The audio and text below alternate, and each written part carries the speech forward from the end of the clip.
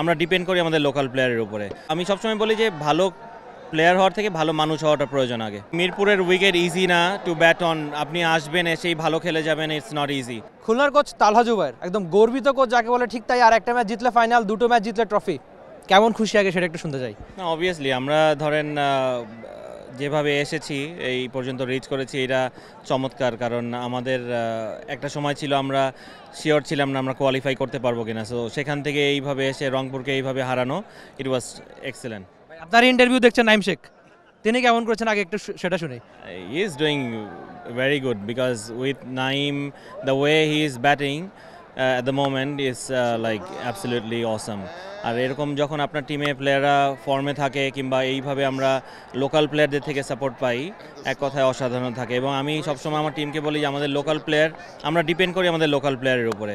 So আমার local প্লেয়াররা যত ভালো খেলবে, লাইক নাইম খেলছে, যখন দরকার হচ্ছে নাইম খেলছে, যখন দরকার হচ্ছে মিরাজ খেলছে। সো ওপেনিং পার্টনারশিপটা যেইভাবে আমরা করছি, একজন ক্যারি করছে, সো এইটা একটা টিমের জেতার জন্য ইনাফ। তাহলে ভাই, আপনি আপনার হুট করে একটা প্রেস কনফারেন্স কথা আমার মনে পড়লো। আপনি যখন দলটা গোছাচ্ছিলেন তখন বলছিলেন যে শুধু ভালো প্লেয়ার না, আপনি এমন লোকজনের আশেপাশে থাকতে চান যারা মানুষ হিসাবেও ভালো। তো এখন মনে হচ্ছে কিনা সেই ভালো মানুষগুলো ভালো পারফরমেন্স করছে, দলকে একদম খুব ভালো করছে?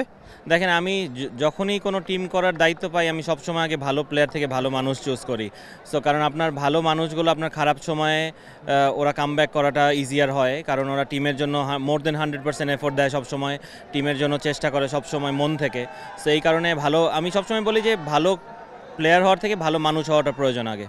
আচ্ছা, রংপুর যখন এত বড় নাম আনলো বিদেশি আর 3-4 জন, তো তখন আপনার মাথায় কি চলছিল? যেহেতু কোচ, আপনার মাথায় অনেক কিছু চলাটা স্বাভাবিক, আপনারা দুজন ভালো প্লেয়ার আনলেন, তো অ্যাজ এ কোচ হিসেবে আপনার প্ল্যানটা কি ছিল? বা সকালে কি বার্তা দিলেন যে যেহেতু ওদের অনেক বড় মাপের বিদেশিরা আসে, কোন টোটকায় আপনি তাদের হারালেন?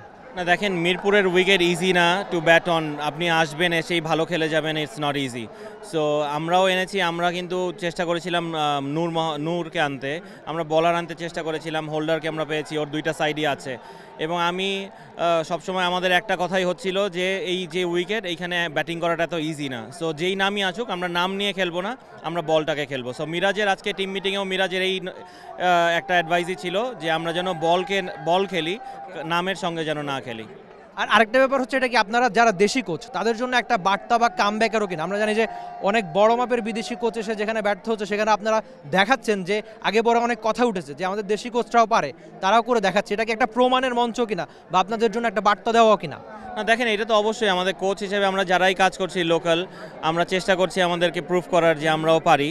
কিন্তু অ্যাট দ্য সেম টাইম আমি কখনোই প্লেয়ার থেকে ক্রেডিট নিতে চাই না। সো প্লেয়াররা যদি এক্সিকিউট না করতে পারে, আমি প্ল্যান করতে পারি, আমার টিম মিলে আমরা প্ল্যান করি, কিন্তু এক্সিকিউশনের দায়িত্বটা পুরোটাই প্লেয়ারে থাকে। সো এই ক্রেডিটটা আমি সবসময় প্লেয়ারদেরকে দিতে চাই।